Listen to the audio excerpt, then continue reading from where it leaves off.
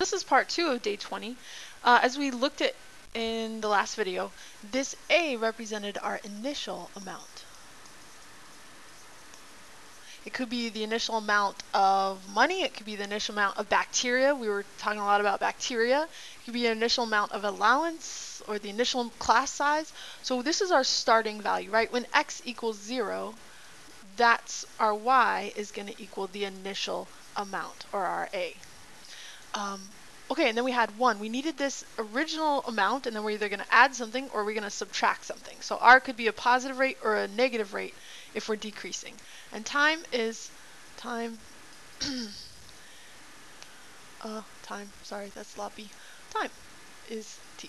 Okay, so a diamond ring was purchased. Rate needs to be as a decimal. Rate needs to be expressed as a decimal. So if it's change your percents to decimals by moving to the left 2 places, right? Because we're dividing by 100. Okay, so a diamond ring was purchased 20 years ago for $500. We're going to highlight important information. $500, that's how much it was when it was purchased. The value of the ring increased, important information, by 8% each year. So our initial amount, y equals 500 times 1 plus, it's increasing, so I'm going to put plus, and 8% as a decimal would be 0.08, because I move my decimal 2 places to the left, and then each year. So let t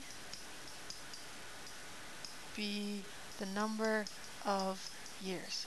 Now, I'm writing this because in the past we had t being the number of hours, so we need to kind of make it clear what is t. Is t years, hours, what is that? Okay, so in this case, t is the number of years. And that equation would represent that situation. All right, I would like you guys to try the next one. So I'll go ahead, hit pause. Think about the value of gold and what equation could you write to model that. Hit pause now. So as you can see, I have y equals 500 times 2 to the t power, and I have over here let t be the number of years and y be the value of the gold.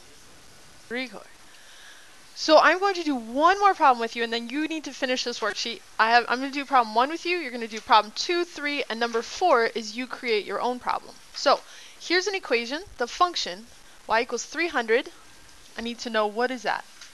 If this is my A, then that represents the initial amount. I started with 300 milligrams of ibuprofen in my bloodstream after 8 hours. Okay, so what's happening to the ibuprofen in my bloodstream? Is it increasing or is it decreasing?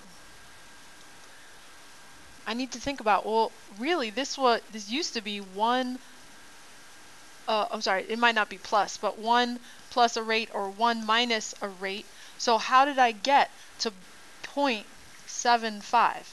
Well, I must have gone minus something. So 1 minus, what did I decrease? Well, I decreased 0.25 to get to 0.75. So the rate in this case is 25%. I'm decreasing at a rate of 25%.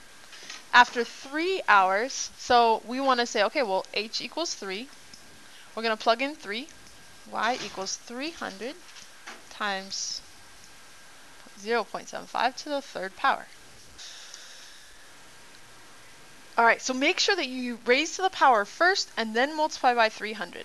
So when I do that in my calculator, yes, even math teachers use calculators, you raise it to the power and then multiply times 300, you get 126.56. And you want to round maybe after 2 or 3 decimal places. I'm going to round after 2. And we need to say what? That many what? Are we talking about milligrams? Or are we talking about hours? 126 milligrams of ibuprofen is left. Ibuprofen. And that would be my answer. All right, I want you to try the next 2 and then create your own problem and bring that in for me, I think on Friday. All right, that's it. Goodbye.